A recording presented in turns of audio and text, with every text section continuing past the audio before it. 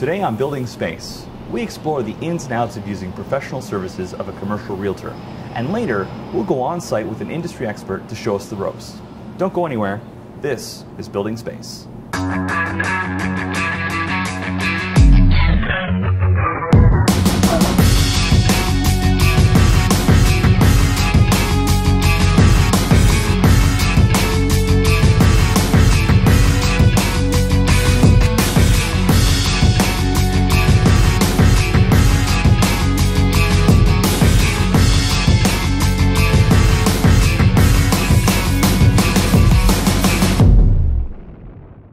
Hello and welcome back to Building Space, the show that takes you behind the scenes of corporate commercial construction. I'm your host, Michael Dragnia. Today, we're looking at the role of a commercial realtor in finding and procuring office space. And with that, let's head over to the studio where Monica's standing by to go over important insight in commercial real estate. Monica?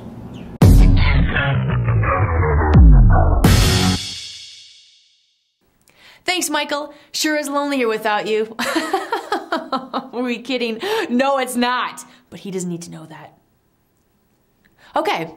Corporate and commercial construction projects all have one very important thing in common. They all require leasable commercial space. Sounds logical, right? But what sounds as simple as doing a quick search online, as you could easily do in the residential market, is considerably more complex in commercial real estate. So here is the typical tenant representation process you should expect from your commercial realtor, an instrumental character in the quest for new space. Number 1, lease analysis. Your leasing agent should perform a detailed review of your existing lease, if you have one. This helps their understanding of your existing agreement, and they should red flag any issues with your choosing to leave. Numéro 2, needs analysis. Your agent will perform a needs analysis which reviews the current premise, future space requirements, and also takes into consideration optimum floor plate and space projections. Number 3, geographic study. Defining the geographic parameters of your potential move is an important step in helping your organization not only choose a location that is desirable for fiscal reasons, but one that can minimize human resource impacts. And generally, an employee study can be completed at this time to determine that. Quattro.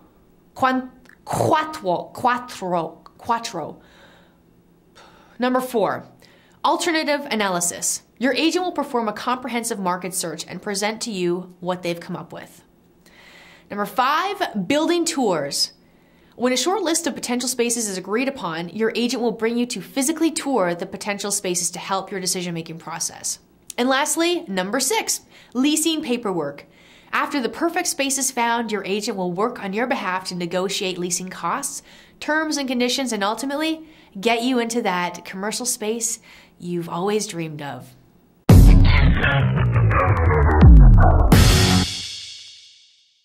So, as you can see, the process of finding the perfect space is more complicated than it would seem. To optimize efficiency and chances of finding a perfect space with optimal leasing terms, always consult a commercial realtor that specializes in office space in your area. For a little more info on commercial real estate, let's go on location with an industry expert.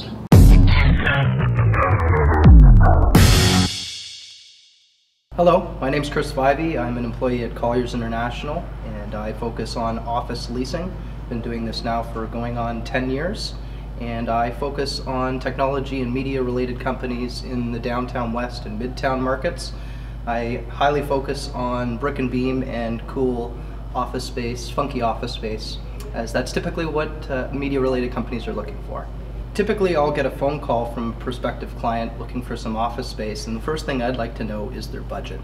When you're working with a real estate agent, obviously finding out what their budget is will help you immediately narrow down the opportunities that are out there that you know of. So once you establish a budget, you can actually work backwards. If you know the market very well, you can take, say, a $30 per square foot budget and work it back into finding 1,500, 2,000, 3,000 square feet, depending on how it fits. So as an office leasing specialist, here's a great example of something that I found put together for a company named Mozilla Canada, the makers of Firefox. They were out in the market looking for about 15,000 feet, but once we went through the space plan and actual design of the number of people they expected, it worked out that they needed about 17,000. So this is a great example of brick and beam space, brand new flooring, HVAC, everything's ready to go to have your contractor step in and start making the adjustments to the space that your client needs.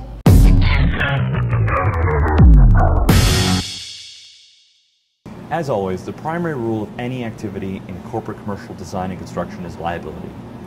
This also applies to professionals such as realtors whose job it is specifically to find you the best possible solution to your real estate need. And sometimes that might even mean staying exactly where you are. That's the show for this episode. We hope you walked away with just a little more insight into our complex yet rewarding industry. Until next time, I'm your host, Michael Dragnia. Say goodbye, Monica.